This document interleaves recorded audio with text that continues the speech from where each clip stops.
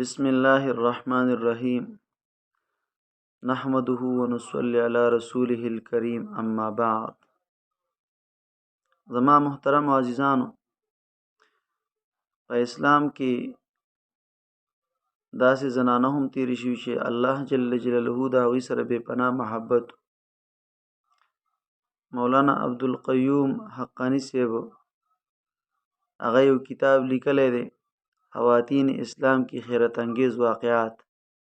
پای کې مې یو واقعه کتله. محمد حسین بغدادي رحمت الله علیه هغه یو وینځه واغستله په بازار کې، او هغه وینځې هغه کور ته راوستله.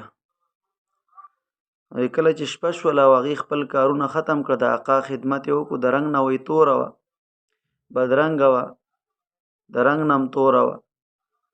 نو وی د هغې نه پس هغه چې کله شپه شوله، د شپې چې کوم دی دغه زنانه دا را پاڅېدلې وه او وی دې په مسله باندې ولاړه وه او دعا یې کوله. څه دعا یې کوله؟ اسألک بمحبتک ایایا، اسألک بمحبتک ایایا. ای الله چې ستا زما سره کوم محبت دی، زه د هغې په واسطې سره خدای پاک ستانه سوال کوم. نو دغه کم کس چې محمد حسین بغدادي رحمت الله علیه هغه رایخ شو په دغه دوران کې او د خپلې وینځې دا خبره یې واورېدله، ورته وی دا ته څنګه دعا کې؟ وی داسې دعا مه کوه، وی داسې وایه چې خدای پاکه زما ستا سره کم محبت دی، داسې مه وایه چې خدای پاکه ستا زما سره کم محبت دی. وی هغه ورته وی چې نه، زه صحیح لګیا یم، د الله زما سره محبت دی. د الله زما سره ځکه محبت دی چې الله زه را پاسولی یم او ځان ته په مسله باندې ودرولی، او ستا سره چې کوم دی محبت نشته نو تی وده کړی. که زما سره محبت نه وی نو زه بیا ځان ته په مسله باندې نه ودرولی، او که ستا سره چې کوم دی او ته به وده کولی نه. خو معلومیږي دا چې زما سره محبت دی، زه ځان ته په مسله ودرولم او تی وده کړلی. هغه وی دا خبرې زموږ په منځ کې کېدلې. وی په دغه دوران کې وی هغې یو سوال وکړو چې خدای پاکه زما او ستا په منځ کې کوم راز و، هغه راز کو الله تعالی اوس خلکو ته ښکاره شو. او خدای کله چې زما راز ښکاره شو، فاقبضی الیک، خدای ما زر واخلي. اوس زما او ستا منځ کې چې کوم محبت د هغې راز خلکو ته ښکاره شو، الله ما زر واخلي. محمد حسین بغدادي رحمت الله علیه هغه ذکر کوي چې دغه دوران کې هغې یوه چغه کړه، را پرېوتله، وفات شوله. شپه وه، وایي زه ډېر زیات خفه وم.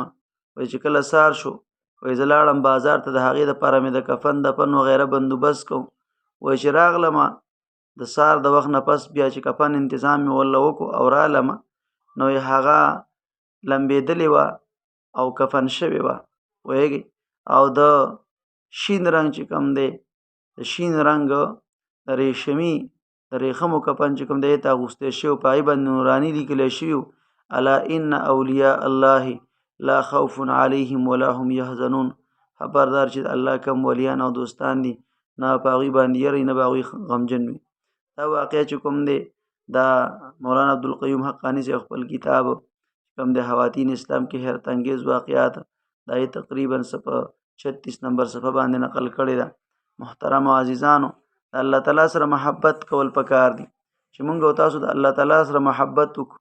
د الله سره محبت سره چې هر ټیم کې مونږ او تاسو د الله یاد وکړو. دنیا عارضي ده، د هغه ابدي زندګۍ فکر کول پکار دي چې زمونږ د لاسو د اعمالو نه داسې، زمونږ د لاسو، زمونږ د خپو نه، زمونږ د ژبې نه، سترګو نه داسې کارونه ونه شي چې په هغې باندې الله خفه شي، بل چې مونږ او تاسو داسې کارونه وکړو چې په هغې باندې الله رب العزت زمونږ نه خوشحاله شي. الله به زمونږ او ستاسو دنیا هم ښایسته کړي، آخرت هم ښایسته کړي.